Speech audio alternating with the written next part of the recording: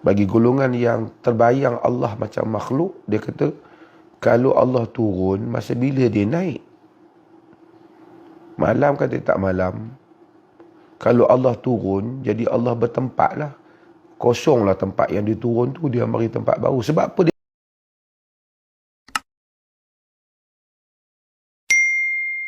Jadilah, kata Nabi SAW. Yang ni waktu yang paling dekat. Cuba bayangkan. Waktu yang dekat dari perbuatan hamba dengan Allah masa sujud. Dan waktu dari segi perbuatan yang paling dekat hamba dengan Allah sujud. Waktu yang paling dekat hamba dengan Allah, waktu 1/3 ataupun malam yang akhir. Kalau hamba tu dia sujud pada Allah pada malam yang akhir, berapa kali dekatnya keadaan itu dia dengan Allah. Kemudian dia berdoa. Dan doanya insya-Allah akan diterima oleh Allah Jalla wa'ala. Doanya akan diterima oleh Allah Jalla wa'ala. Di dalam hadis yang diriwayatkan oleh Imam Al-Bukhari, diriwayatkan juga oleh Imam Muslim dan selainnya, Nabi SAW kata, yanzilu Rabbuna tabaraka wa ta'ala ila as-sama'i dunya ila as-sama'i dunya yanzilu Rabbuna tabaraka wa ta'ala kulla laylatin ila as-sama'i dunya hina yabqa thuluthul layl al-akhir fayaqul man yad'uni fa astajibu lahu wa man yas'aluni fa a'tiyahu wa man yastaghfiruni fa aghfiru lahu. Nabi kata, yanzilu Rabbuna tabaraka wa ta'ala kulla laylatin ila sama'id dunya hina yabqa thuluthul layl al-akhir. Tuhan kita turun ke langit bumi pada setiap malam ketika mana berbaki 1/3 malam yang akhir. Hadis ni jadi isu. Bagi golongan yang terbayang Allah macam makhluk, dia kata, kalau Allah turun, masa bila dia naik? Malam kata tak malam. Kalau Allah turun, jadi Allah bertempat lah. Kosonglah tempat yang dia turun tu, dia bagi tempat baru. Sebab apa dia berkata gitu? Sebab dalam fikiran mereka ni, Allah macam makhluk. Tajsim. Allah dalam macam makhluk. Kalau dia turun, mestilah macam kita turun. Kosonglah tempat atas. Tapi kalau kita tidak membayangkan Allah macam makhluk, Allah itu layak bagi kebesarannya. Laisa kamitslihi syai'. Dia tidak sama dengan apa-apa. Kalau dia turun, layak dengan keagungan dan kemuliaannya. Bagaimana? Kita tak tahu. Allah Azza wa Jalla, dia tidak sama dengan makhluk. Dia tidak memerlukan tempat. Dia menciptakan tempat. Dia turun, taklah seperti kita turun. Kalau kita dalam fikiran kita, Allah macam makhluk. Kalau kita dengar, kalau kita kata kita dengar, Allah dengar macam makhluk lah.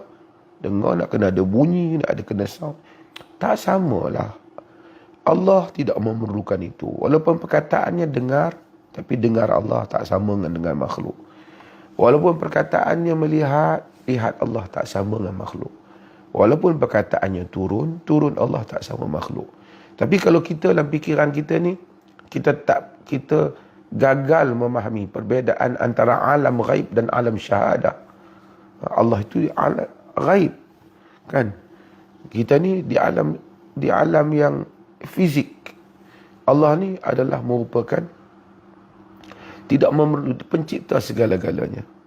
Kalau Allah tu turun, layak dengan kebesarannya. Macam mana? Kita tak tahu. Nabi SAW bagi tahu. Itulah kecenderungan kebanyakan majoriti ulama-ulama salaf dalam masalah ni. Sebagai orang kata, siapa yang tak fikir, kalau dia kata Allah turun malam ni, sini malam, besok malam, sini malam, ini malam, sini malam, bukan sama waktu malam. Masa bila Allah naik, oh, dia bayangkan Allah macam makhluk. Kemudian dia kata macam mana nak turun, semua tempat jadi turun. Dia bayangkan Allah makhluk. Golongan yang seperti ini, mereka juga mungkin tak berapa percaya pada Lailatul Qadar. Kerana Lailatul Qadar juga, malaikat turun, tanazzalul malaikat waruh.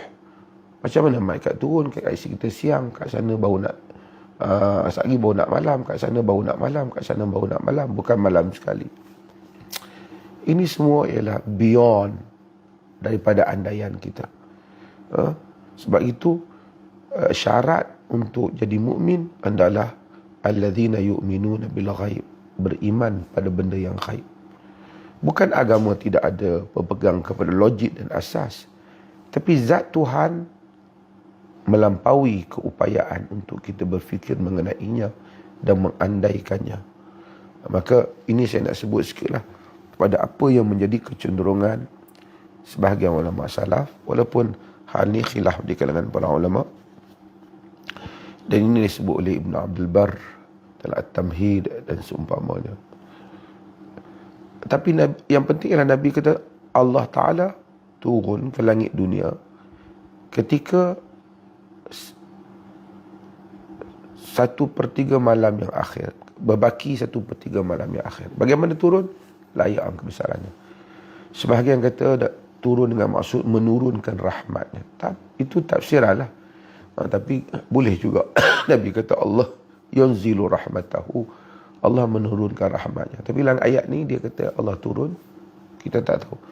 Allah dengan segala kebesarannya. Yang penting bukan itu yang penting. Yang penting ialah apa yang di hujung itu yang Nabi SAW sebut. Fayaqulu man yad'uni fa astajibulah. Kemudian Allah menyatakan, kalau kita ikut, kemudian Allah menyatakan pun susah juga. Sebab Allah tak terikat dengan masa. Kenapa kemudian dia kata? Tak adalah kemudian bagi Allah. Kerana Allah zat yang tak terikat dengan masa. Bukan saja tak terikat dengan tempat. Ini adalah bahasa yang untuk kita faham pada tindakan Allah pada hamba-hambanya.